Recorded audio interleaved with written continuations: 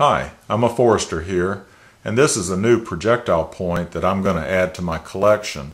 One of the perks of being a forester is that you generally have a pretty nice collection of arrowheads after a career of working out in the woods.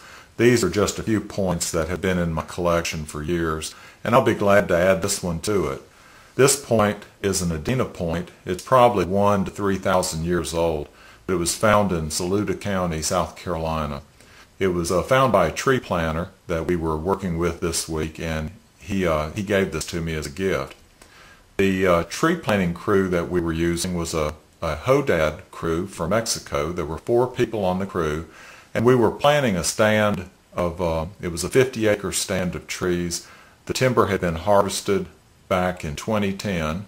It laid out for a year so it would re-sprout. Now we sprayed it with chemical, with herbicide last August, burned it in December, and now it's time to start the cycle all over again by planting a new crop that we'll manage for probably 25 or 30 years. It takes a lot of work to get a new stand established. Just to give you an idea, these tree planters planted somewhere around 650 seedlings to the acre. It was a 50-acre stand, so we were planting over 32,000 seedlings in the course of a day, 2.5 days. They would start before 7 in the morning and go until after dark, when it was so dark that they couldn't see the plant anymore. Very hard workers. Probably very few people watching this video has ever actually seen a hoedad crew at work, so I took a little video that I'll run right now to give you an example.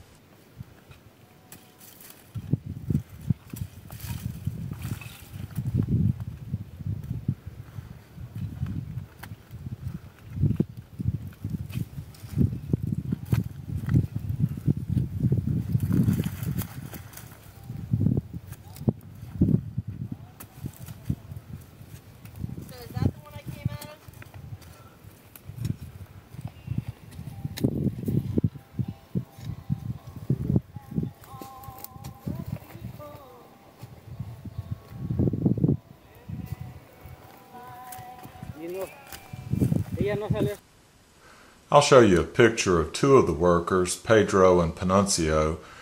Pedro is the one who gave me this particular projectile point, and he's on the right in the picture. But my role in the whole operation was to keep the tree planters and seedlings, and also to just spot check and make sure that they were planting at the right spacing. We were trying to plant the seedlings on a 5-foot spacing in certain rows, and it was easy to widen that out just a little bit because the natural stride tends to put the seedlings 6 feet apart. So I would tend to remind them, tighten it up a little bit, we want 5 feet. And we had a funny incident on the second day because I decided to try my hand at tree planting. And I started out on an empty row, and you work your way across a field. Here's a shot of the crew working away across the field.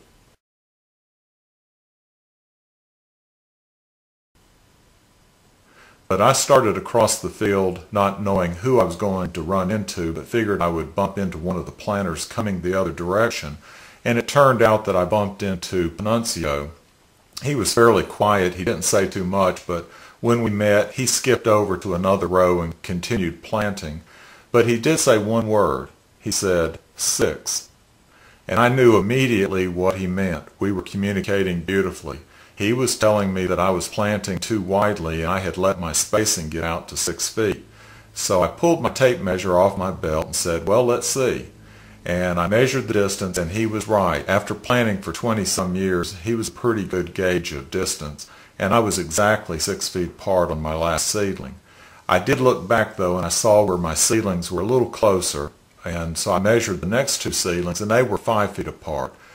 And so I held up my hand and said, 5, to which Panuncio said, bueno, which gave me his seal of approval that I had done a good job. This was a different type of stand that we planted. I had never planted one before. It's called a flex stand, and there's 2 totally different type of seedlings that are being planted.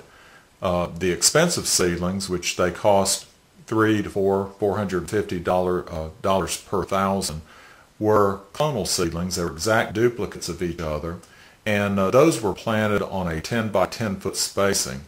In a picture that I'll show you right now, the clonal seedlings are the ones next to the red flags.